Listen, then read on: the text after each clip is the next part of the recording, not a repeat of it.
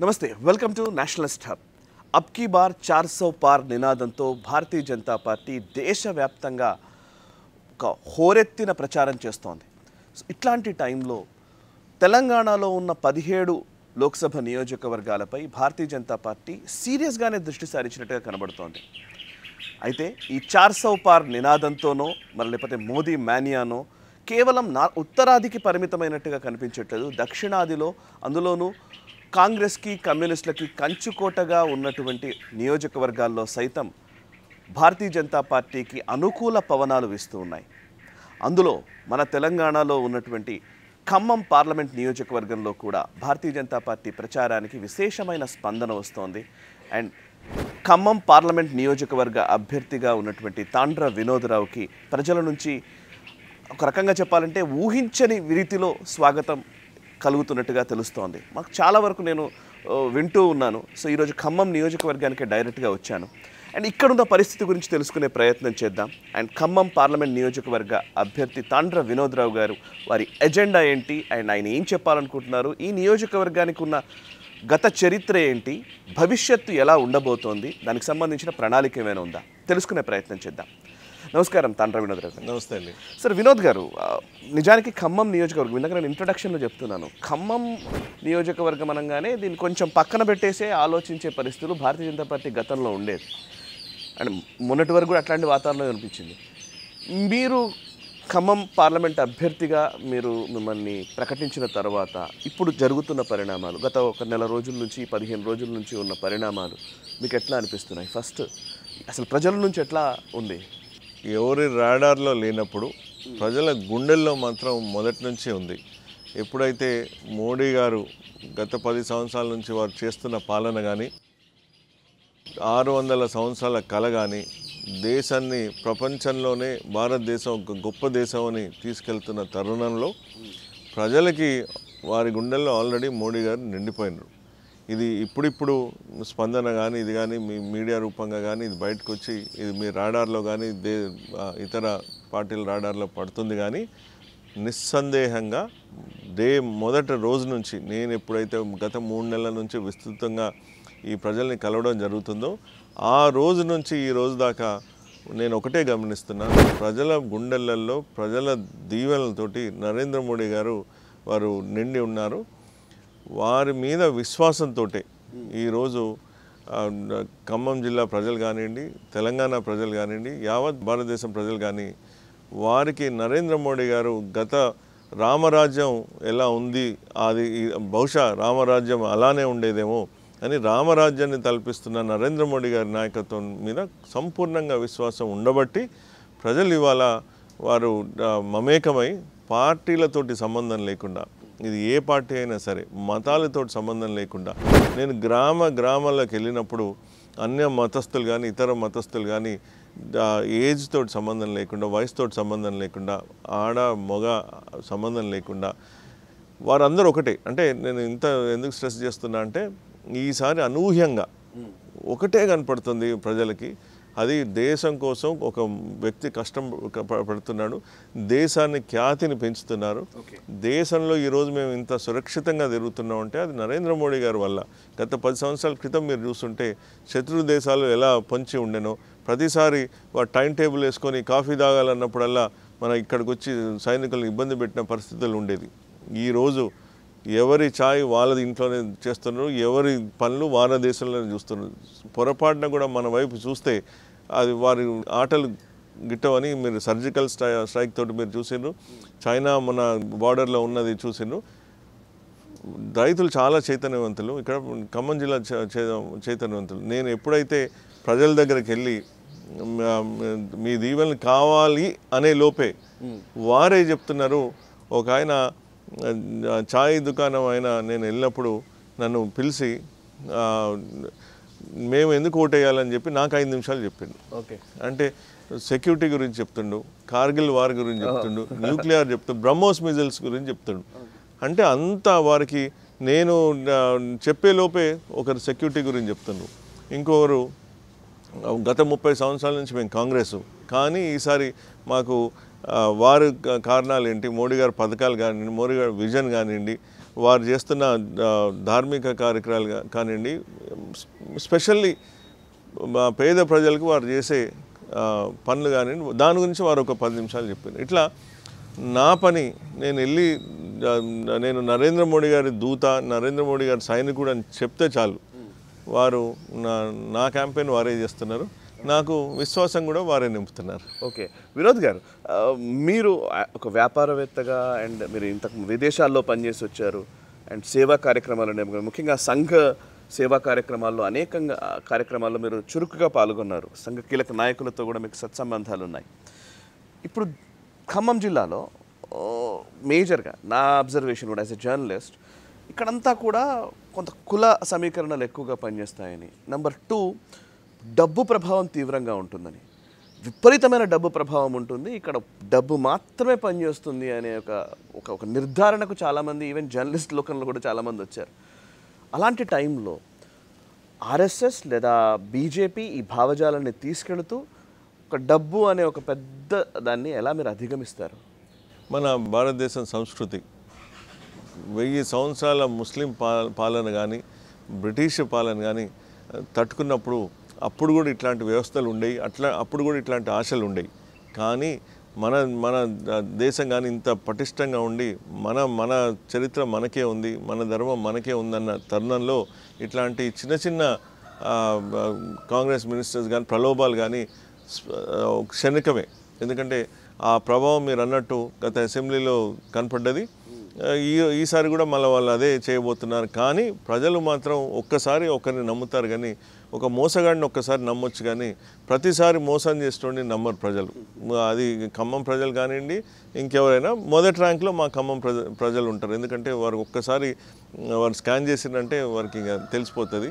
And Congress వాళ్ళ ఈరోజు వారు చేస్తున్న వారి మితిమీరిన కాన్ఫిడెన్స్ ఏంటి అంటే, డబ్బు పెడితే ప్రజలు ఎన్నిసార్లైనా మోసం చేయొచ్చు అని. కానీ వారికి గుణపాఠం చెప్పడానికి ప్రజలు రెడీగా ఉన్నారు. మే 13న వారికి అది తెలిసిపోతుంది. ఈసారి ప్రజలు విప్లవం అనేది ఎప్పుడైనా మీరు చూస్తే అది ఖమ్మం నుంచి స్టార్ట్ అవుతుంది. ఎప్పుడైనా సరే మీరు తెలంగాణ ఉద్యమం కానీ ఇంక్రీజ్ చేసింది కానీ అసలు ఒక ఉద్యమం రూపం చేసింది ఖమ్మం. ఈసారి కూడా ఖమ్మం ప్రజలు మోసగాళ్ళకి బుద్ధి చెప్పబోతున్నారు. డబ్బులతో వచ్చేటోళ్ళని తరిమి పంపించే కార్యక్రమంలో వీళ్ళందరూ ప్రజలు ఉన్నారు. సో మీరు ఎట్లా ఒక ప్రత్యామ్నాయం అవుతారు అనుకుంటున్నారు? ఎందుకంటే ఇక్కడ ఉన్న కాంగ్రెస్ అభ్యర్థి కావచ్చు, లేకపోతే బీఆర్ఎస్ పార్టీకి సంబంధించిన అభ్యర్థులు కావచ్చు, గతంలో ఉన్న లీడర్లు, ఈ జిల్లా నుంచి రిప్రజెంట్ చేసినటువంటి సీనియర్ లీడర్లుగా ఉన్నవాళ్ళు, మంత్రులుగా పనిచేసిన వాళ్ళు, బోలెడంతమంది బడా నాయకులు ఉన్నారు ఇక్కడ నుంచి. సో వాళ్ళందరి మధ్య what is the speciality of Vinod Rao? ఈ సోకాల్డ్ బడా నాయకులు చేసిన తప్పుడు వాగ్దానాలు, చేయని పనులే నాకు అస్త్రాలు. అంటే వారు ఏవైతే చెప్పారో ఒక్కటి చేయలేదు, ఏదైతే చేస్తా అన్నారో చేయలేదు. కాబట్టి వీళ్ళు ఎవరైనా ప్రజలు ఈ బడా నాయకుల్ని ఒకసారి నమ్మొచ్చేమో, కానీ ఎవరైతే ఇంతకంటే సబ్సే దునియా మే బడా అనేది మా నరేంద్ర మోడీ గారు ఉన్నారు. వారు కింద వీరు ఎందుకు అంటే, నేను గొప్పగా చెప్పట్లేదు, నరేంద్ర మోడీ గారు గత 10 సంవత్సరాలలో ఏమి చేశారో ప్రజలకు తెలుసు, ఏమి చేయబోతున్నారో ప్రజలకు తెలుసు.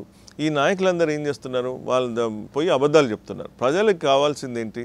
అబద్ధాలు కాదు, మాటలు కాదు, చేతలు. వారు 6 గ్యారెంటీల స్కీమ్ అని చెప్పారు, చేయలేకపోయినారు. అది మొన్నడు అనుకోండి. గత 10 సంవత్సరాల నుంచి మీరు చూసినట్టయితే ఖమ్మంలో బీఆర్ఎస్ పార్టీ ఉంది, అనేక పార్టీలు గత 30 సంవత్సరాల నుంచి కమ్యూనిస్టులు ఉన్నారు, కాంగ్రెస్ ఉంది, టీడీపీ ఉంది. అయితే 10 ఇయర్స్ నుంచి నరేంద్ర మోడీ గారు దేశంలో మన భారతదేశాన్ని పైకి ఉండి ప్రతి రాష్ట్రంలో అభివృద్ధి చేస్తూ ఉంటే, ప్రతి ప్రదేశంలో అభివృద్ధి చేస్తూ ఉంటే, గత 10 సంవత్సరాలలో ఖమ్మంలో you will be so surprise, మీరు ఆశ్చర్యం గురవుతారు. నేను కూడా ఆశ్చర్యం ప్లస్ బాధ కలిగించింది. ఒక్క ప్రాజెక్టు, ఒక్క కాలేజ్ కానీ, ఒక హాస్పిటల్ కానీ, ఒక ఇండస్ట్రీ కానీ, ఏదన్నా కాటేజ్ ఇండస్ట్రీస్ కానీ, పోనీ ఎయిర్పోర్ట్ కానీ ఏదైనా కొత్తగూడెంకి ఎయిర్పోర్ట్ కావాలి, పోనీ Kovvur railway station project extension కావాలి, ఏవైతే మేజర్ ఉన్నాయో నాట్ ఏ సింగిల్ వన్ మనకి ఖమ్మంలో రాలేదు. ఇవాళ మీరు ఎవరైనా మీరు వెళ్ళండి, గత 10 సంవత్సరాలలో ఖమ్మంలో మీరు గర్వపడేది ఏదన్నా వచ్చిందా అంటే ఆన్సర్ ఈజ్ జీరో. మరి ఇంతమంది నాయకులు ఉన్నారు. ఇప్పుడు రేణుకా చౌదరి, తుమ్మల నాగేశ్వరరావు, లేకపోతే నామా నాగేశ్వరరావు, లేకపోతే పువ్వాడ అజయ్, మీరు చెప్పుకుంటూ పోతే బోలెడంత పేర్లు, చిన్న పేర్లు ఏం కాదు లిస్ట్. మళ్ళీ అందరూ కూడా రాష్ట్ర రాజకీయాల్ని శాసించిన వాళ్ళు, దేశంలో చక్రం తిప్పుతామన్న వాళ్ళు ఇక్కడ నుంచి ఉన్నారు. మరి ఎందుకని ఇక్కడ ఏం జరగలేదంటే నాకు అనిపించేది ఇది గల్లీ రాజకీయాలతోటి ఇది అభివృద్ధి కాదు. ఇది ఢిల్లీ వారు ఉంటేనే ఇది అభివృద్ధి అవుతుంది. ఏదైనా గ్రామం అభివృద్ధి కావాలంటే, ఏదైనా పట్టణం అభివృద్ధి కావాలంటే దానికి ఒక ఫోకస్ ఉండాలి, దానికి ఒక ప్రణాళిక ఉండాలి. సెంట్రల్ గవర్నమెంట్ వారి దగ్గరికి పోవాలి, ఎక్స్ప్లెయిన్ చేయాలి, ఆ సెంట్రల్ మినిస్టర్స్ తోటి కూర్చోవాలి, వారిని ఇక్కడికి తీసుకురావాలి. గత 10 సంవత్సరాలలో వీరు ఎంతమంది సెంట్రల్ గవర్నమెంట్ మినిస్టర్స్ ఇక్కడ తీసుకొచ్చిండ్రు అఫీషియల్గా, ఎంతమంది ఎన్నిసార్లు పార్లమెంట్లో క్వశ్చన్స్ చేసిండ్రు. సరే వారు చేసింది కదా, చేసిందని అనుకుందాం. మరి ఏవి ఒక ఐఐటి లేదు, ఐఎం లేదు, మేజర్ హాస్పిటల్స్ అప్గ్రేడేషన్ లేదు. ప్రధానంగా ఇక్కడ అగ్రికల్చర్ చాలామంది రైతులు ఉన్నారు. మరి రైతులను ఉద్దేశించి మిరప దానికి కానీ, కాటన్ దానికి కానీ ఏదైనా ప్రత్యేకమైన ఇండస్ట్రీస్ కానీ, హబ్స్ కానీ అని వచ్చినాయా? ఇక్కడ ఖమ్మం జిల్లా, మీకు you'll be surprised, one of the best soils in the country. ఈ బెల్ట్ అంతా సత్తుపల్లి నుంచి అశ్వరావుపేట ఇది. మరి అక్కడ palm oil is one of the best plant అని అంటారు. Mango gardens is one of the best plant అంటారు. అలా అనేక పొటెన్షియల్ ఉంది. గోదావరి బెల్ట్ ఇది. మరి ఏమన్నా మీరు ఇండస్ట్రియల్ హబ్ కానీ, రైతులకు ఉద్దేశించి ఏమైనా ఎస్సీజెడ్ కానీ ఆర్ ప్రాసెసింగ్ యూనిట్స్ పోనీ అని ఏమైనా వచ్చినాయా? రాలేదు. మరి ఇక్కడ tribal belt district is agency district, ట్రైబల్స్కి స్పెషల్గా అనేక ఫండ్స్ ఉన్నాయి. మరి మీరు ఏమన్నా తెచ్చిగలిగినా? అడగందే వారు మోడీ గారు 12,000 కోట్లు పెట్టి రహదారులతోటి ఖమ్మం చుట్టూ మణిహారంలాగా రోడ్స్ ఇన్ఫ్రాస్ట్రక్చర్ డెవలప్ చేసిండ్రు. మరి అడిగితే ఎన్ని ఇయ్యరు? మీరు ఇంకొకటి, ప్రజలు ఏదైనా ఒక వ్యక్తి గురించి వారు బ్యాక్గ్రౌండ్ చూస్తారు. నరేంద్ర మోడీ గారు మాకు ఈ గవర్నమెంట్ లేదు కాబట్టి మేము ఇయ్యమనే వ్యక్తి, వారు అడిగితే ఏదైనా ఇస్తారు. వారు ఆ గవర్నమెంట్ అని ఈ గవర్నమెంట్ అని చూడరు. ఏ మినిస్టర్ కూడా నాకున్న గత 10 సంవత్సరాల ఎక్స్పీరియన్స్లో ఒక్క మినిస్టర్ కూడా మా గవర్నమెంట్ లేదు కాబట్టి మేము మీకు ఇయ్యమన్నారు. వారు చూసేది ఎట్లా, వారు ఏం అడుగుతున్నారు, వారు జెన్యూన్నెస్. అక్కడ ఎవరైనా అడిగితే కదా ఇచ్చేది. కాబట్టి అడిగేవాడు లేడు కాబట్టి ఇక్కడ ప్రాంతంలో అవకాశం ఉంది కాబట్టి ఇప్పుడు ఇంకోటి నేను పదే చెప్తా ఉంటా, పిండి ఉంటేనే రొట్టెలు చేయొచ్చు, పిండి లేనిదే రొట్టెలు చేయలేము. అక్కడ నరేంద్ర మోడీ గారు 5th బిగ్గెస్ట్ ఎకానమీ వైపు తీసుకొచ్చిండ్రు. అంటే 5th నుంచి 3rd కూడా తీసుకొస్తున్నారు అనేది అందరికీ తెలుసు. అంటే ఎంత పిండి ఉందనేది మనకి ఐడియా ఉంది. రొట్టెలు చేసేవాడు ఇక్కడ లేడు. వీళ్ళు ఏం చేస్తున్నారు? కాంగ్రెస్ గవర్నమెంట్ కానీ స్పెషల్ అసెంబ్లీస్లో వాళ్ళకి పిండి చేసేది లేదు, ఇంత గ్రామ్ కూడా పిండి లేదు. రొట్టెలు మాత్రం పుష్కలంగా 100 రొట్టెలు చేసి ఇస్తాం అంటున్నారు. అంటే 6 గ్యారంటీల స్కీమ్లలో మరి ఒక్కటన్నా మరి ఇచ్చిన ప్రజల్లో ఈసారి మాత్రం చూస్తున్నారు, అరే పిండే లేదు నీకు రొట్టెలు ఎక్కడి నుంచి చేస్తావా? నరేంద్ర మోడీ గారి దగ్గర బస్తాలు ఉంది, తెచ్చేవాడు కావాలి కాబట్టి మీరు పక్కకు తప్పుకోండి.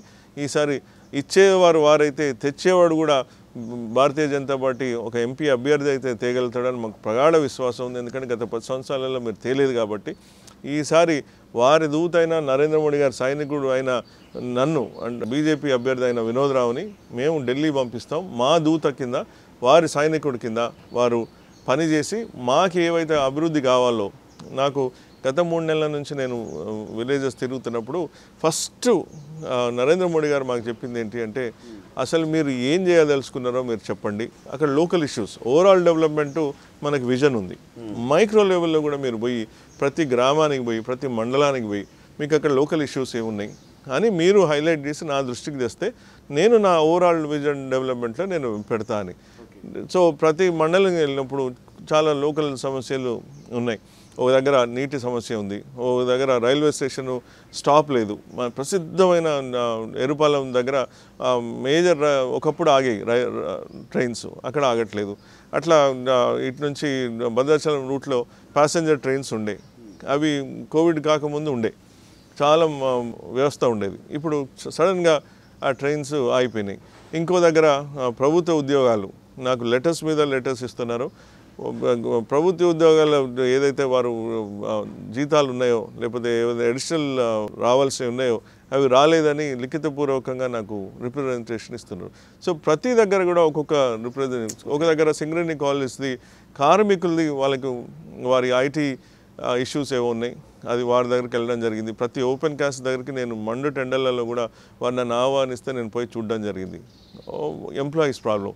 అట్లనే సత్తుపల్లి వస్తే ఓపెన్ కాస్ట్ మైనింగ్ వల్ల పొల్యూషన్ ప్రాబ్లం ఉంది, వారికి నీటి సమస్య ఉంది, వాటర్ కంటామినేట్ అవుతుంది. చేయదలుచుకున్నోడికి ప్రతి సమస్యకి ఒక ఆన్సర్ దొరుకుతుంది. చేయలేనోడికి ఆ సమస్యను గెలికిచ్చి దాన్ని రాజకీయ పరంగా చేసి ప్రజల్ని మభ్యపెట్టి చేసేటోళ్ళు కాంగ్రెస్ ప్రభుత్వం, గత బీఆర్ఎస్ ప్రభుత్వం. మనకేంటి ఆడ ప్రాబ్లం ఉంది, ఇష్యూ ఎట్లా సాల్వ్ కావాలి. కాబట్టి నేను చేసేది ప్రాబ్లమ్స్, సమస్యల ఐడెంటిఫికేషను, అవకాశాలు ఐడెంటిఫికేషన్, దీనికి దానికి సంబంధం లేదు. ఓకే. కాబట్టి అభివృద్ధి అభివృద్ధి అభివృద్ధి అనే దాంతో మేము వెళ్తున్నాము. అది మాకు యథా రాజా తదా ప్రజ. నరేంద్ర మోడీ గారు రోజుకి 18 గంటలు పనిచేసుకుంటూ ఏం కావాలి, ఎవరికి కావాలని చూస్తున్న దాంట్లో ఆ కల్చర్లో మేము వచ్చిన వాళ్ళం. మేము అటు వస్తే కాంగ్రెస్కి వస్తే తల్లి, కొడుకు, కూతురు, అక్కడ వారు కుటుంబ పాలన, కుటుంబ వ్యవస్థ, వారికి తప్ప వేరే పట్టేది లేదు, ఆ లీడర్లు తప్ప వేరే వచ్చేది లేదు. సేమ్ థింగ్ ఇక్కడ మీరు చూస్తే కోఇన్సిడెన్సో ఇన్సిడెంట్సో కానీ ఇక్కడ కూడా ఖమ్మం జిల్లాలో మా ఈ ఎంపీ ఎలక్షన్ మీరు చూస్తే ఒకరికి భార్య వారి కోసం ప్రయత్నించారు, ఒకరి కొడుకు కోసం ప్రయత్నించారు, ఒకరి తమ్ముడు కోసం ప్రయత్నించారు. వీళ్ళందరూ కూడా most influential ministers in the state. చివరికి ఒకరు వియ్యంకుడికి వెళ్ళిపోయింది. అంటే యథా రాజాకి తదా ప్రజాకి ఇది 100% నిదర్శనం. ఇది ప్రజలే గమనిస్తున్నారు. ఇట్లాంటి నాకు తెలిసి ఈ ఖమ్మం జిల్లాతోటి అవన్నీ ఎండ్ అయిపోతాయి. ప్రోగ్రెస్ చూసిన వాళ్ళకి, అభివృద్ధి చూసిన వాళ్ళకే పట్టం గడుపుతారు. ఇవి మోసాలు చేసిన వాళ్ళని తరిమి కొడతారు అనేది ఖమ్మం జిల్లా నుంచి ఇక్కడ నుంచి స్టార్ట్ అవుతుంది. ఇది నాంది. ఇది వచ్చే రాజకీయాలకి, తెలంగాణ రాజకీయాలకి ఖమ్మం జిల్లానే నాంది. ఓకే సార్, ఇప్పుడు ఖమ్మం జిల్లాకు సంబంధించి భద్రాచలం ఈ జిల్లాలోనే ఉంది, ఉమ్మడి ఖమ్మం జిల్లాలోనే. బట్ భద్రాచలం మీ పార్లమెంట్ నియోజకవర్గం కిందకి రాకపోవచ్చు, మహబూబాబాద్ కిందకి రావచ్చు. అయోధ్య రాముడు ఒకవైపు, భద్రాద్రి రాముడు ఒకవైపు. ఈ యొక్క అయోధ్యలో రామాలయం నిర్మితం అవడము, అక్కడ ప్రాణప్రతిష్ఠ జరగడము, బాలరాముడు కొలువు తీరడము, అండ్ ఆయన వనవాసానికి వెళుతున్నప్పుడు ఉన్న ప్రాంతం భద్రాద్రి. ఇక్కడ ఒక నిజానికి ఒక కోఇన్సిడెన్స్ అంటారు, దాన్ని ఏమంటారు, రామదాస్ కూడా అట్లాగే అందరి దగ్గర నుంచి డబ్బులు సేకరించే గుడి కట్టాడు. ఇప్పుడు అయోధ్య కూడా అందరి పార్టిసిపేషన్ తోటే గుడి నిర్మాణం అయింది. సో భద్రాద్రికి అయోధ్యకి లింక్ చేస్తున్నాం, లేకపోతే మీ నియోజకవర్గం కాకపోయినప్పటికీ బట్ జిల్లా అదే కాబట్టి మీ ఎక్కువ కాన్స్టిట్యుయెన్సీ అంతా కూడా స్ప్రెడ్ ఓవర్ అయి ఉంది కాబట్టి ఆ చుట్టుపక్కల నుంచి కాబట్టి. So do you have any ఒక ప్లాన్, ఒక సిగ్నిఫికెంట్ ప్లాన్ ఏమైనా మీకు నిజానికి ఆధ్యాత్మిక కోణంలో కూడా ఉందా? ఇది భద్రాచలంకి మాకు చాలా సంబంధం ఉంది. 1930s మా తాతగారు దానికి ట్రస్టీ కింద ఉండే. ముత్యాల తరంరావు వారే స్వాతంత్రం కంటే ముందే మా తాతగారు పాలించిన సంస్థను రిప్రజెంట్ చేసినప్పుడు వారు అఫీషియల్గా ముత్యాల తరంరావు తీసుకెళ్ళేది. మా స్వంత ఊరు కూడా నేను తిమ్మంపేట మాది స్వగ్రామం, అది అశోరావుపేట కాన్స్టిట్యున్సీలో వస్తుంది. గత 150 సంవత్సరాలు 200 సంవత్సరాల నుంచి మా పూర్వీకులు, మా తాతలు మా వరకు మేము వ్యవసాయ కుటుంబం. నేను కూడా ఒక రైతు బిడ్డనే. నాకు కూడా ఇప్పుడు నేను వ్యవసాయం చేస్తాను. సో ఈ లింక్ కనెక్షన్ అనేది ఇప్పటికీ కూడా ప్రతిసారి నవమికి మా దగ్గర ఉన్న మామిడి తోటల నుంచే కాయలు కానీ అప్పటి నుంచి ఇవి కానీ తోరణాలు కానీ మా ఊరు నుంచి దాని నుంచే వెళ్తాయి. సో ఇది అప్పటి నుంచి వస్తున్న సాంప్రదాయం. ఇక దీనికి వస్తే భద్రాచలం చుట్టూ యుల్ బి సర్ప్రైజ్డ్ యాక్చువల్లీ. దాని చుట్టూ కొన్ని ప్లేసెస్ ఉన్నాయి. అవి చాలా మైథలాజికల్గా కానీ లేకపోతే హిస్టరీగా కానీ మన సాంప్రదాయం ప్రకారం కానీ చాలా ఇంపార్టెంట్ ప్రదేశాలు. ఫర్ ఎగ్జాంపుల్ అక్కడ రథం గుట్ట అని ఉంది. అంటే రావణుడు సీతమ్మని అపహరించినప్పుడు ఆ గుట్ట మీద వారు రథం పెట్టినని అక్కడ ఉంది. ప్లస్ శబరి వారి నివసించిన గుహ ఉంది. అక్కడ రేకపల్లి అని ఉంది. అది రేఖ దాటితే సీతమ్మ రేఖ దాటినట్టో లేకపోతే ఇంకోటి ఆ పక్షి రెక్క కట్ చేస్తే పడ్డదనే ప్రదేశం ఉంది. అట్లా మన కిన్నెరసాని ఉంది. కిన్నెరసానిలో రాముల వారిని సుగ్రీవులు కలుసుకున్న ప్రదేశం అంటారు. అక్కడ ఉండి సంచరించిన ప్రదేశం అంటారు. అట్లా ఒక సర్క్యూట్ లాగా మనం తయారు చేయొచ్చు. దుమ్ముగూడెం ఉంది, అప్పట్లో రాముడు వారు నిర్మించిన బ్రిడ్జ్ అంటారు. అట్లా అంత పర్ణశాల అంటే మీకు తెలిసింది కాబట్టి ఆ ప్లేస్ ఉంది. ఇవన్నీ అయోధ్య నుంచి భద్రాచలం దాకా ఒక స్పిరిచువల్ కారిడార్ మేము ప్రపోజ్ చేస్తున్నాము. అది వారికి మోడీ గారికి కూడా బాగా నచ్చింది. మన నడ్డా గారు కూడా అప్రిషియేట్ చేసిండ్రు. వారు పర్సనల్గా చెప్పినారు, మీరు కాంప్రహెన్సివ్గా ఈ ప్లాన్ తయారు చేయండి. ఏదైతే రాముడు వారు వచ్చి అక్కడి నుంచి ఈ భద్రాచలం వచ్చి ఈ ప్లేసెస్ అన్నీ, ఎందుకంటే రానున్న తరాలకి ఇవి ఇంపార్టెంట్, ఈ ప్లేసెస్ హైలైట్ చేయడం ఇంపార్టెంట్. దక్షిణ అయోధ్య లాగా పేరొందిన మా భద్రాచలము మీరు చూస్తే దాని అనేక సమస్యలు ఉన్నాయి, ఎవరు పట్టించుకునే నాదుడు లేడు. దాన్ని ఎంతన్నా ఇంప్రూవ్ చేయొచ్చు, కానీ దాని సమస్యలు నేను ఇందాక చెప్పిన కదా, ఆ సమస్యల్ని పెద్ద చిలికి గాలివాన చేయడం తప్ప కేంద్రం నుంచి నిధులు తెచ్చి దాన్ని ఇంప్రూవ్ చేయడం కానీ. భద్రాచలం 5 పంచాయతీల ఇష్యూ ఉంది స్థానిక. ఇది భద్రాచలం నుంచి పర్ణశాల పోవాలంటే ఆంధ్రప్రదేశ్ నుంచి కూడా పోవాల్సి వస్తుంది. ఈ కొద్దిగా రోడ్స్ కానీ ఇవి కానీ డెవలప్మెంట్ కానీ చేయాలంటే ఇద్దరు కలిసి కూర్చొని చేయాలి, కొద్దిగా కోఆర్డినేషన్ ఇష్యూస్ ఉంటాయి. అదే కనుక భద్రాచలం నుంచి పర్ణశాల నేషనల్ హైవేస్ కింద తీసుకొని సెంట్రల్ స్కీమ్లో తీసుకుంటే ఇక్కడ నుంచి అక్కడికి అట్లీస్ట్ ఆ నేషనల్ హైవే కానీ ఆ రోడ్ పరిస్థితి మాత్రం ఒకలాగా ఉంటుంది.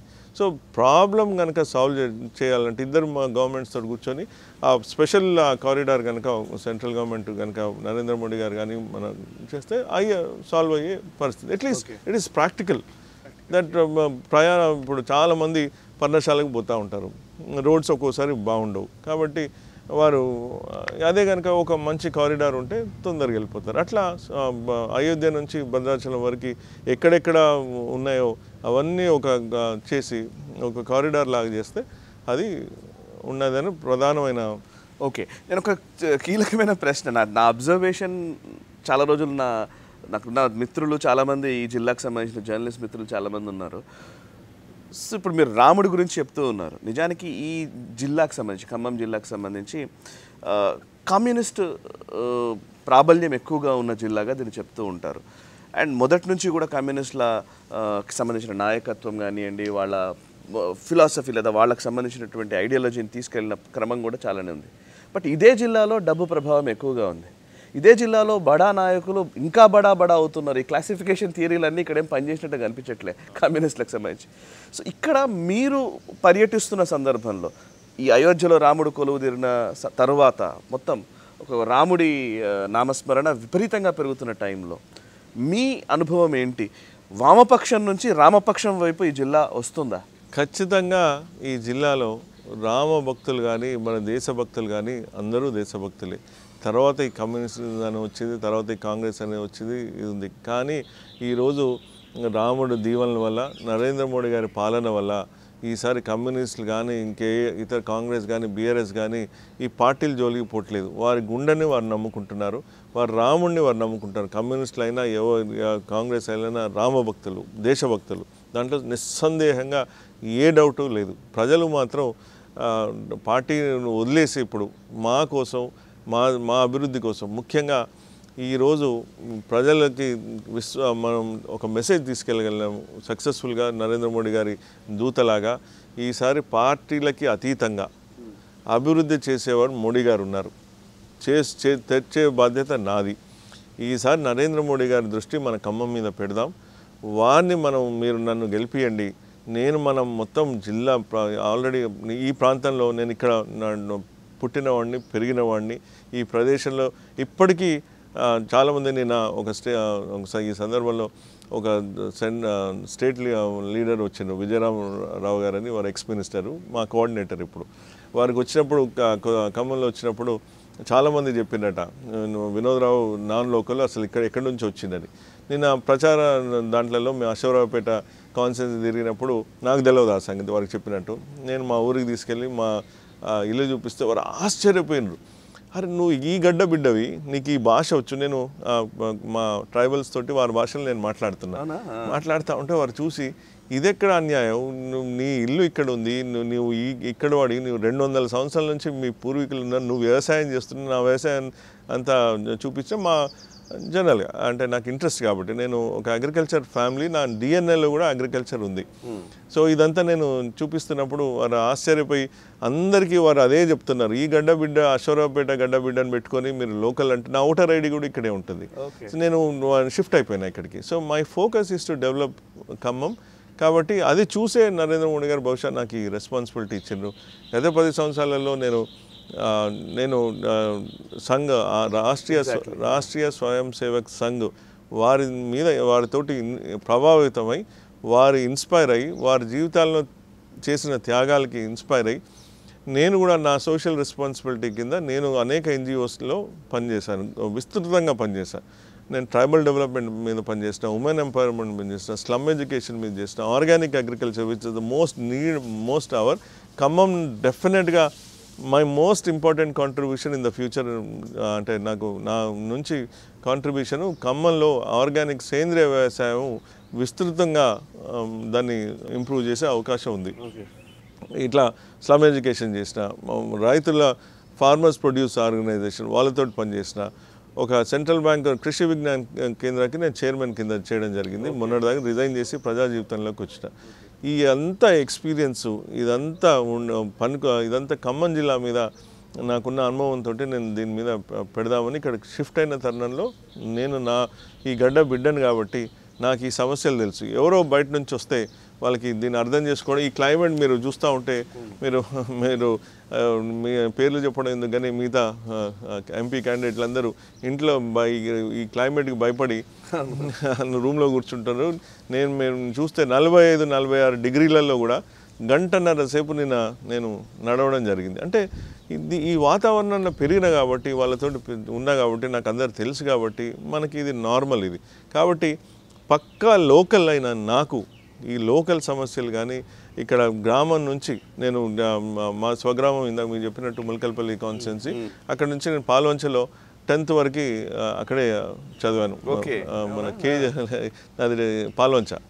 అక్కడ నుంచి నేను పై చదువుల కోసం డబుల్ పోస్ట్ గ్రాడ్యుయేషన్ చేసిన.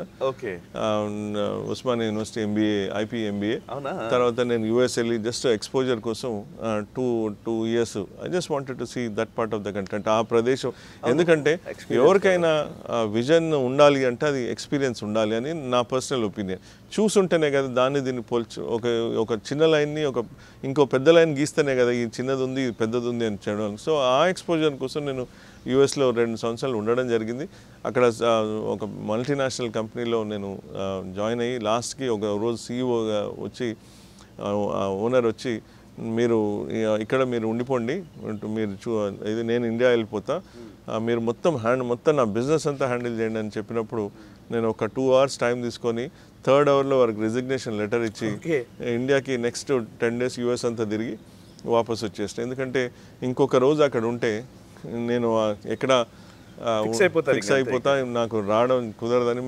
మేబీ భగవంతుడు మా తల్లిదండ్రుల ఆశీర్వాదాలు కావచ్చు, నాకు అట్లా అనిపించింది, నేను వచ్చేసిన. వేరే ఉండి ఉంటుంది ప్రాబబ్లీ. సో దానికోసమని నేను ఇక్కడ పెరిగిన కాబట్టి నాకు ఈ సమస్యలు తెలుసు కాబట్టి ప్రజలు ఈరోజు మీరు చూస్తూ ఉంటే గత 10 రోజుల నుంచి చూస్తూ ఉంటే ఎక్కడైనా సరే నేను ప్రతి మండల్ వారీగా నేను తిరుగుతున్నా. ఇంకొక 2-3 రోజులలో ఆ మండలు అన్నీ కవర్ అయిపోతున్నాయి. నిన్న అన్నప్రెడ్డిపల్లి పోయినా అక్కడ మీరు వేల మంది వచ్చి నన్ను కలిసి వారు దీవిస్తూ ఈరోజు ఇంకో మండల్లో 100 సంవత్సరాలు నిండిన వృద్ధురాలు ఎండలలో వచ్చి నించొని అక్కడ పిలిచి నాకు ఆశీర్వాదం ఇచ్చిన ఉన్నాయి. ఏ మండల్ పోయినా, కొనిజర్ల పోయినా, ఎక్కడికి పోయినా ఇదే స్పందన. దీన్ని బట్టి మీకు తెలిసేది ఏంటంటే ప్రజల నుంచి వచ్చే స్పందన ఏంటి అంటే పని చేసేవాడికే నమ్ముతారు, ఒక్కసారి మోసం చేస్తే వాళ్ళని నమ్మరు. ఇంకొకటి మన భారతదేశం కల్చర్లో ఉంది, మన దాంట్లో ఉంది, రైతును మోసం చేసినోడు ఎవడూ బాగుపడ్డు ఇంతవరకు, మహిళల్ని మోసం చేసినోడు ఎవడూ బాగుపడ్డు. సో ఈ 2 కూడా మోసపోయినామని ఖమ్మం ప్రజలు కానీ ఇవాళ తెలంగాణ ప్రజలు కానీ నమ్ముతున్నారు. మమ్మల్ని మోసం చేసిన బిడ్డ, మా పొట్టన కొట్టిన బిడ్డ అని 100 మంది చెప్తున్నారు. ఇది కాంగ్రెస్ వాళ్ళు కానీ వారు ఆలోచించదగ్గ విషయం. ఈరోజు కాంగ్రెస్ వాళ్ళు మీరు కూడా భారతీయులే, మీరు కూడా మన చేయగానే ఒకరిని మోసం చేసి రైతులను మోసం చేసి మళ్ళీ మీరు వచ్చి మేము సెంట్రల్ గవర్నమెంట్లో గెలిస్తే సెంట్రల్ గవర్నమెంట్ వస్తే మీ చేస్తాం అనేది ఇది ఎంతవరకు అనేది మిమ్మల్ని మీరే ప్రశ్నించుకోవాలి, ఆత్మ విమర్శ చేసుకోవాలి. మనందరం ఒకటే, వసుదైవ కుటుంబకం అనేది మన సాంప్రదాయం. కాబట్టి మన కుటుంబ సభ్యుల్ని మీరు మోసం చేస్తే ఎలా? మీకు తెలుసు అక్కడ మీరు రారని, మీరు పట్టుమని 40 సీట్లు కూడా మీకు రావు. అసలు మీరు సగం సీట్ల గవర్నమెంట్ ఫామ్ చేసిన సీట్లకు కూడా మీరు పోటీ చేయట్లేదు. మరి మీరు ఎలా అనగలుగుతున్నారు మేము సెంట్రల్ గవర్నమెంట్లో వస్తా అంటే? ఇది మోసం కాదా? ఈరోజు నరేంద్ర మోడీ గారికి మనం అడిగేది ఏంటి, ప్రజలు మేము కోరుకునేది ఏంటి? 400 పైచీలకు మీరు తెప్పిస్తే మాకు ఇంకా బలం చేకూరుతుంది, ఇంకా గట్టి డెసిషన్స్ తీసుకోవచ్చు, ఇంకా దేశ అభివృద్ధి చేయొచ్చు, ప్రపంచంలోనే మనం ఇంకా మూడో దానికి పోవచ్చు, మేబీ ఒకటికి పోవచ్చు. అనేక సమస్యలు ఉన్నాయి. వీళ్ళు బిల్స్ పాస్ చేయనియట్లేదు, అభివృద్ధి కానియట్లేదు, సొంత ఎజెండాలు తల్లి కొడుకు తండ్రి ఈ కుటుంబం దీంతో మీరు అంతా చేస్తున్నారు. మేము అడిగి ప్రజల దగ్గర పోతూ ఉంటే అది కరెక్ట్ అని తెలిసి ఒక దొంగ వీడియో సృష్టించి దాన్ని మీరు రిజర్వేషన్లు తీసేస్తారని అంటే మోసాలు అనేది కామన్, మోసం కథలు చెప్పేటోడు కామన్, ఇష్యూ సెపరేట్. సో ఒక ఊరికి పోతే ఒకటి చెప్తాడు, ఇంకో ఊరికి పోతే ఇంకోటి చెప్తాడు. కాబట్టి మీరు మళ్ళీ అలా ఎక్కడన్నా ఉంటుందా? కళలో కూడా ఎవరన్నా ఈ రిజర్వేషన్స్ కానీ ఇదన్నీ ఎవరైనా తీయగలుగుతారు? అది నరేంద్ర మోడీ గారు, అది బీజేపీ గవర్నమెంట్ అహర్నిశలు మేము దానికోసం చేస్తూ ఉంటే మీరు ఏదో దొంగ వీడియోలు సృష్టించి మీరు ఆ రిజర్వేషన్ అంటున్నారు. అది ఏమన్నా సమంజసమా? దాని మీద law will take its own course, దాని మీద కేసెస్ బుక్ అవుతున్నాయి అని నాకు కూడా చెప్తున్నారు. So that will take. కానీ ప్రజల్ని షార్టెస్ట్ టైంలో వీళ్ళు చేసేది ఏంటంటే ఏ మోసంతో స్కామ్స్టర్స్ అంటారు జనరల్లీ. ఈ స్కామ్ మీద స్కామ్ చేసి ప్రజలు మీరు నిజంగా ఇఫ్ యు ఆర్ జెన్యూన్ మీరు ప్రూవ్ చేయండి, మీ గ్యారంటీలు చేయండి, తీర్చండి, మళ్ళీ రండి. కరెక్ట్. బట్ మీరు అబద్ధాలు చెప్పుకుంటా వాట్ ఈస్ ప్రజల్ని ఎట్లా మీరు మోసం చేస్తారు? మీరు you are playing a dangerous game. అది it is not a good thing for the country or for anybody. Right sir. చివరిగా ఖమ్మం జిల్లా ప్రజలకు లేదా ఖమ్మం నియోజకవర్గ ప్రజలకు మీ సందేశం ఏంటి లేదా మీ అప్పీల్ ఏంటి? ఖమ్మం నియోజకవర్గ ప్రజలందరికీ మనకి ఇక్కడ గత 10 సంవత్సరాలలో అభివృద్ధి జరగలేదు కాబట్టి నాకు ఒక క్లియర్ విజన్ ఉంది. నేను గత 3 నెలల నుంచి విస్తృతంగా తిరుగుతున్నాను. ప్రతి దగ్గర మీరు ఇందాక చెప్పినట్టు సమస్యలు ఐడెంటిఫికేషన్ చేస్తున్నాము. మేజర్గా ఇక్కడ కావాల్సింది ప్రజలకి విద్య, కాలేజెస్ అన్నీ కావాలి. మీరు సివిల్ సర్వీసెస్ చూసిండ్రు, ఎంతమంది ఇక్కడ నుంచి వచ్చిండ్రు? లేరు. వైద్య ఇక్కడ ప్రతి గ్రామంలో ఏజెన్సీ ఏరియాలో కానీ ఎంత మేజర్ హాస్పిటల్స్ వచ్చినాయి? రాలేదు. ఎంత మొబైల్ యూనిట్స్ వచ్చినాయి? రాలేదు. మొబైల్ యూనిట్స్ సెంట్రల్ గవర్నమెంట్ అడిగితే వారు ఏదో ప్రాజెక్ట్ కింద తెచ్చిస్తారు, మీరన్నా చేయొచ్చు కదా. మొబైల్ యూనిట్స్ లేవు. సో విద్య అయిపోయింది, వైద్య అయిపోయింది. వ్యవసాయంలో మీకు పామ్ ఆయిల్ బోర్డు 1000 ఎకరాలు ఉంది. 1000 ఎకరాలు ఉంటే need of the hour palm oil రైతులు చాలా కష్టాలు పడుతున్నారు. వారికి కరెక్ట్ అవగాహన లేదు. Palm oil for example, just a small example, palm oil కావాలంటే అంతర్ పంటలు ఉండాలి. అంతర్ పంటల గురించి చెప్పే నాదుడు లేడు, చెప్పే సిస్టమ్ లేదు. మీరు ఎకరానికి 57 మొక్కలు 58 మొక్కలు వేసుకుంటా మీరు ఆ నాసి రకం మొక్కలు మీరు ఇచ్చుకుంటా దాని మీద రీసెర్చ్ లేదు. ఇక్కడ ఉన్న ఎక్స్పర్ట్స్ సైంటిస్టులు దాని మీద వాళ్ళకి అవగాహన చేసేది లేదు. మీరు ఎంతసేపు మీరు చేయండి అని అది కూడా పెద్ద కరప్షన్ అని వింటున్నాను. ఈ నర్సరీస్ది నాణ్యత లేదు, మీరు ఇచ్చేస్తున్నారు. మీరు దాన్ని 25-30 ఫీట్ పెరిగే కానీ తెచ్చి మీరు ఇస్తున్నారు. మరి ఆ 25-30 ఫీట్ పెరిగితే మరి కోసేది ఎట్లా? అందుకనే అంతర్ పంటలు అనేది దాన్ని ఉంటుంది. దాని ప్రత్యామ్నాయం ఇంకా చాలా ఉంటాయి. Plus processing industries, palm oil ఇక్కడ ఉండి ఫ్యాక్టరీలు ఎక్కడో పెట్టుకుంటే ఎట్లా? సో దాని గురించి ఇది ఉంది. దెన్ మిర్చి పంటలు ఉన్నాయి, కాటన్ పంటలు ఉన్నాయి.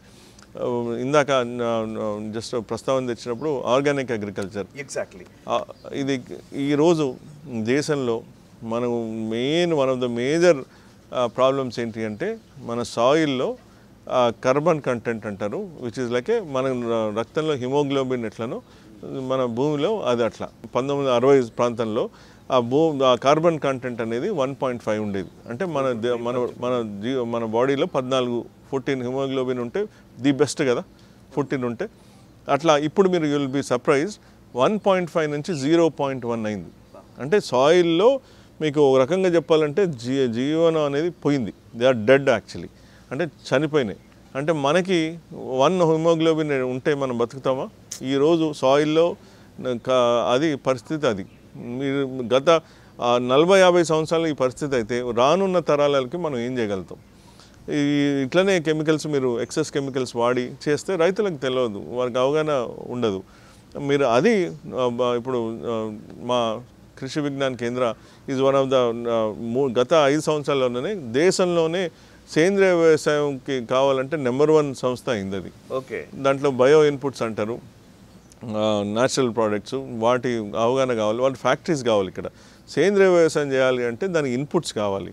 అవి కెమికల్స్ ఎట్లా అయితే కెమికల్ ఫర్టిలైజర్స్ కానీ పెస్టిసైడ్స్ కానీ ఎట్లా ఉన్నాయో సేమ్ థింగ్ న్యాచురల్ దాంట్లో కూడా ఉన్నాయి. అవన్నీ రావాలి, ఇక్కడ ల్యాబ్స్ పెట్టాలి. చాలామంది అదే పెద్ద భూతంలాగా చూస్తారు. చాలా సింపుల్. మండలానికి మనం ఆ బయో ఇన్పుట్స్ కనుక మనం పెట్టిస్తే ల్యాబ్స్లో కల్చర్స్ చేస్తారు. అదంతా మనం వాళ్ళ ఇళ్ళల్లోకి ఇస్తే, వాళ్ళ గడపలోకి ఇస్తే వాళ్ళు చేస్తారు. ఇది కాస్ట్ కూడా చాలా తక్కువ, ఎకరానికి ఖర్చు కూడా తక్కువ, కానీ ఇవన్నీ ఇన్పుట్స్ కావాలి. సో ఇవన్నీ అవగాహన చేస్తే ఇప్పుడు ఇంకోటి ఒక దగ్గర ఎక్కడన్నా 5 acres మీరు 2 acres మీరు సేంద్రియ వ్యవసాయం చేస్తారు. అవును. కానీ మీకు ఎవరు వచ్చి మీ దగ్గరికి కొనలేరు. అదే కనుక క్లస్టర్ బేస్డ్ అంటే ఒక గ్రూపు 500 ఎకరాలు ఒక 1000 ఎకరాలు కనుక రైతులతో చెప్పి ఒకే పంటనో 2-3 పంటలో దాంట్లో వేసి కూరగాయలు ఉన్నాయి అనుకోండి, మీరు కూరగాయలు పండించండి అంటే ఢిల్లీ నుంచి మీ గడప ముందు వచ్చి మీకు 1000 ఎకరాలు 500 ఎకరాలు ఆర్గానిక్ ఉంది అంటే ప్రపంచం నుంచి వచ్చి కూడా మిమ్మల్ని తీసుకునే అవకాశం ఉంది. సో ఈ క్లస్టర్ బేస్డ్ ఆర్గానిక్ అంటే సేంద్రియ వ్యవసాయం కావాలి. దీనికి ఫార్మర్స్ ప్రొడ్యూస్ ఆర్గనైజేషన్స్ పటిష్టం చేయాలి. వారు నరేంద్ర మోడీ గారు 10,000 మంది తోటి FPOs అని చాలా బ్రాడ్గా చేస్తూ ఉంటే ఇక్కడ FPOs అంటే ఏంటంటున్నారు, ఫార్మర్ రైతు సంఘం. ఇట్లాంటి మాటలు ఏ రాజకీయ నాయకుడి నోటి నుంచి నేను వినలేదు సార్ ఈ మధ్యకాలంలో. సీరియస్ నిజంగా చెప్తున్నాను నేను. అందరూ కూడా ఏం మాట్లాడుతున్నారంటే డబ్బు గురించి మాట్లాడతారు, ఏదో విమర్శల గురించి మాట్లాడతారు, ఆరోపణలు ప్రత్యారోపణలు చేస్తారు. There is no vision. నిజానికి వింటూ ఉంటే చాలా ఆశ్చర్యంగా ఉంది, ఆనందంగా కూడా ఉంది. లైక్ యూ ప్లీజ్ మీ కంటిన్యూ చేయండి. ఇప్పుడు నేను ఇంకొకటి, ఇప్పుడు నరేంద్ర మోడీ గారు చేసిండ్రు అంటే వారికి ఒక హిస్టరీ ఉంది. గత 10 years నుంచి చేసింది ఉంది, విజన్ డాక్యుమెంట్ ఉంది. 2047 వరకు ఏం చేయాలనేది క్లుప్తంగా ఇంత ప్రపంచంలో నాకు తెలిసి ఏ లీడర్ కూడా అంత విజన్ ఉంది. ఇప్పుడు వారి కింద నేను ఇన్స్పైర్ అయ్యి వారి దాంట్లో జాయిన్ అయినా నా బ్యాక్గ్రౌండ్ కూడా ఉంది. 10 years నుంచి నేను చేసిన పనులన్నీ ఉన్నాయి.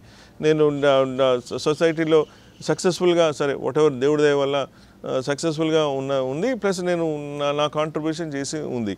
సో నా వెనక బ్యాక్గ్రౌండ్ ఉంది, నా ముందు పైన లీడర్ ఉన్నారు కాబట్టి ఇచ్చేవాడు ఆయన ఉన్నాడు, తెచ్చేది అట్లీస్ట్ కనీస అర్హత నాకు ఉంది. కాబట్టి నన్ను ఖమ్మం జిల్లా వాళ్ళకి ఒక లాస్ట్ మీతోటి నన్ను మీరు దీవించండి, నన్ను ఢిల్లీ పంపించండి. ఢిల్లీలో ఏదైతే అవన్నీ ఫండ్స్ ఉన్నాయో నేను తెచ్చే బాధ్యత నాది. ఇక్కడున్న సమస్యలని సాల్వ్ చేసి అవకాశాలని గుర్తించి ఈ అవకాశాలని నరేంద్ర మోడీ గారి దగ్గర దృష్టికి తీసుకెళ్తే సంతోషంగా వారు దాన్ని మనకిస్తారు. ఇంకొకటి మొన్న మీరు గమనించండి, రాజ్నాథ్ సింగ్ గారు 43 degrees ఎండలో కూడా వారు నా ర్యాలీకి వచ్చిండ్రు.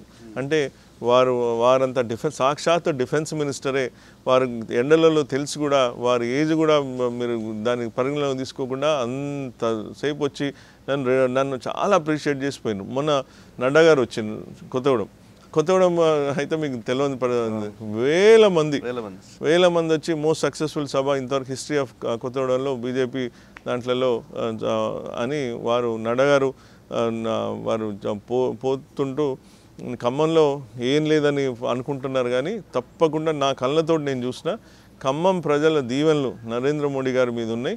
ఇది సాబిత్ హోగే, నిశ్చింత రహియే.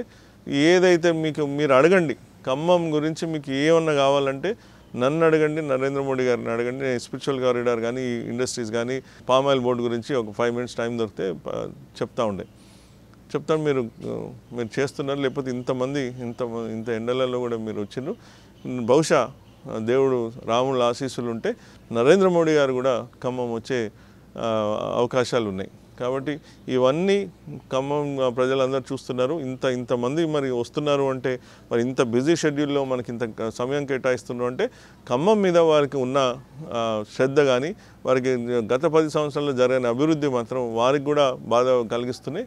వారికి కూడా ఈసారి అంటున్నారు, మీరు అవకాశం ఇవ్వండి, మా చిత్తశుద్ధితో మేము వచ్చి ఇచ్చే బాధ్యత మాదని అంటున్నారు. రైట్ సార్, నిజంగా thank you very much Vinod Rao garu. నిజంగా మీతో మాట్లాడుతుంటే చాలా ఎనర్జెటిక్గా ఉందండి.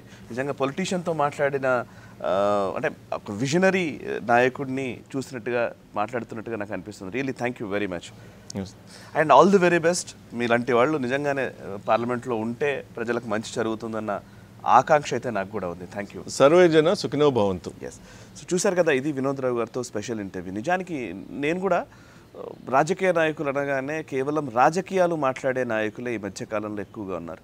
రాజకీయాలు అనంటే అది కూడా ఏదో మంచి చేసే రాజకీయాలు కాదు, పూర్తి నెగటివ్ ధోరణిలో ఉండే విమర్శలు, ప్రతి విమర్శలు, ఆరోపణలు, ప్రత్యారోపణలు, బూత్ పురాణాలు ఇట్లాంటివి మాట్లాడుతున్న వాళ్ళు చాలామంది ఉన్నారు. బట్ ఒక నియోజకవర్గం పట్ల క్లారిటీతో, అంటే ఎక్కడ ఏ సమస్య ఉంది, ఆ సమస్యకు పరిష్కారం ఏంటి, ఎలా దాన్ని పరిష్కరించాలి, ఒక ప్రణాళిక ఏంటి, అండ్ దేశ రాజకీయాలు లేదా దేశంలో వస్తున్నటువంటి మార్పులు ఏంటి, ఆ మార్పులకు అనుగుణంగా మన ప్రజల్ని ఎలా మనము మౌల్డ్ చేయాలి, ఎలా మనం చైతన్యవంతం చేయాలి, ఎలా మనం అభివృద్ధి చెందాలి, ఈ ఎజెండాతోటే వినోద్ రావు గారు ప్రజల్లోకి వెళుతూ ఉన్నారు. ఖమ్మం పార్లమెంట్ నియోజకవర్గంలో ఈసారి ఖచ్చితంగా ఒక సంచలనమైనటువంటి ఒక ఫలితాలు వస్తాయి అనే ఒక అంచనా కూడా వ్యక్తమవుతోంది. ఎవరు ఊహించని విధంగా ఖమ్మంలో ప్రజలు బీజేపీ వైపు పూర్తిగా మొగ్గు చూపే అవకాశాలు కూడా ఉన్నాయనే చర్చ నడుస్తున్న టైంలో ఇది వినోద్ రావు గారి అభిప్రాయాలు, వారితో ఇంటర్వ్యూ. మీకు కూడా మీ అభిప్రాయాలు ఏమైనా ఉంటే కనుక వెంటనే మీరు కమెంట్స్ ద్వారా తెలియజేయండి. ఈ వీడియోని 10 మందికి చేరవేయండి. అండ్ వినోద్ రావు గారితో మీరు ఏకీభవించినట్లయితే ఈ వీడియోని వెంటనే లైక్ చేయండి. And Nationalist Hub group of ఛానల్స్ని సబ్స్క్రైబ్ చేసుకొని జాతీయవాద జర్నలిజాన్ని ప్రోత్సహించండి. Thank you very much. ఈ వీడియో మీకు నచ్చినట్టయితే లైక్ చేయండి, 10 మందికి షేర్ చేయండి. అలాగే కామెంట్ల రూపంలో మీ అభిప్రాయాలను మాతో పంచుకోండి. Nationalist Hub group of channels ను సబ్స్క్రైబ్ చేసుకుని తెలుగునాట జాతీయవాద జర్నలిజాన్ని ప్రోత్సహించండి. ఈ వీడియో కింద ఉన్న బెల్ ఐకాన్ పై క్లిక్ చేయడం మర్చిపోవద్దు.